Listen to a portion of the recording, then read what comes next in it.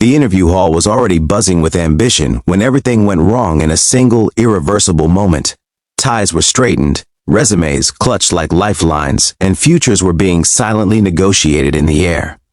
Among all of them stood a young man whose palms were damp, whose heart was pounding not with greed but with hope. He had waited years for this day, sacrificed sleep, comfort, and pride just to stand outside that glass building. He had no idea that one small act of kindness, done without thinking, would cost him everything he believed he needed, and give him something far greater than he ever imagined.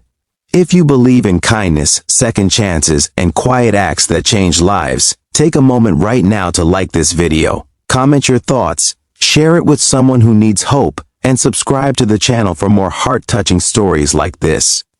The young man came from a narrow street where mornings smelled of dust and evening prayers echoed between cracked walls. His father had passed away early, leaving behind responsibilities that settled on his shoulders before he was old enough to understand their weight. Every job interview was more than an opportunity. It was survival, dignity, and the promise of easing his mother's tired hands. That morning, as he boarded the overcrowded bus toward the corporate district, he rehearsed answers in his mind, smoothing out fears and reminding himself that this was his moment. The company he was headed to was famous, powerful, and ruthless in its selection process. Only a few were chosen. He believed with quiet faith that he might finally be one of them. The building rose like a monument of glass and steel, reflecting a sky that looked too vast for someone like him. Inside, the air was cold and sharp, scented with polish and urgency. Candidates were seated in neat rows, each one measuring the other, silently competing before the interview even began. He sat down, straightened his worn jacket, and closed his eyes for a second, picturing his mother's face if he came home with good news. That picture steadied him. Everything was going according to plan, until he noticed a girl sitting alone at the far end of the hall. She looked out of place, not because of her clothes, which were simple, but because of the fear etched into her posture. Her hands trembled slightly as she clutched a folder that looked far too empty. Her eyes kept darting toward the doors, as if she was searching for someone who had promised to come and never did. Most people ignored her. Some glanced briefly, then looked away, unwilling to invite distraction into their carefully controlled world.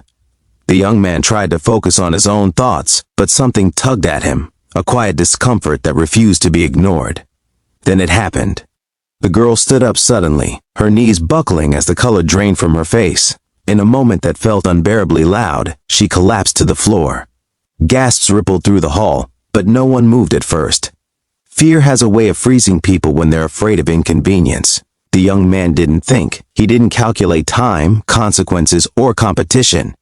He stood up and rushed to her side, kneeling on the cold floor as murmurs filled the room. Her breathing was shallow, her skin cold. He called for help, waved down a staff member, and supported her head with his arm. The interview coordinator frowned, glancing at the clock, clearly annoyed by the disruption. Security was summoned, and whispers spread that this would delay the schedule. The young man stayed there, ignoring the looks thrown his way, focusing only on keeping the girl conscious. He loosened her grip on the folder and realized she hadn't eaten, hadn't slept, and was running on fear alone. When the medical team finally arrived, they took her away on a stretcher. The young man stood up slowly, his knees stiff, his heart racing not with pride but with worry.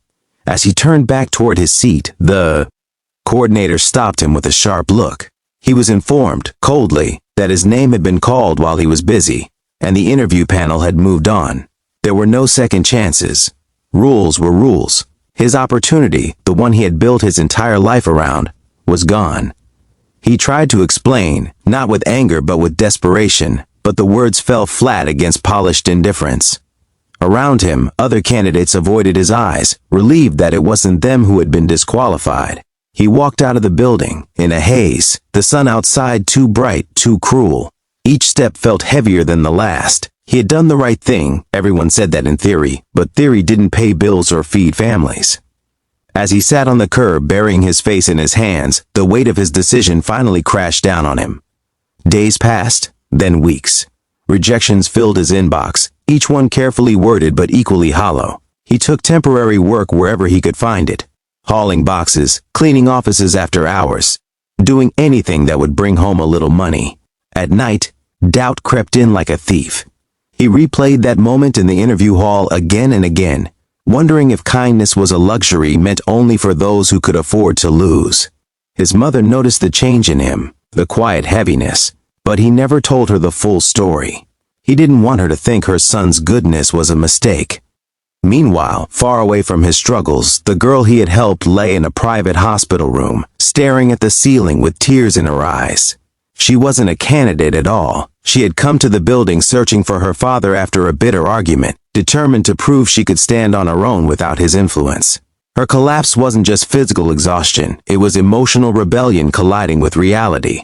When she regained consciousness and learned what had happened, learned that a stranger had sacrificed his own future to help her, something shifted inside her. Her father, the CEO of the very company the young man had dreamed of working for, listened in silence as the staff recounted the incident.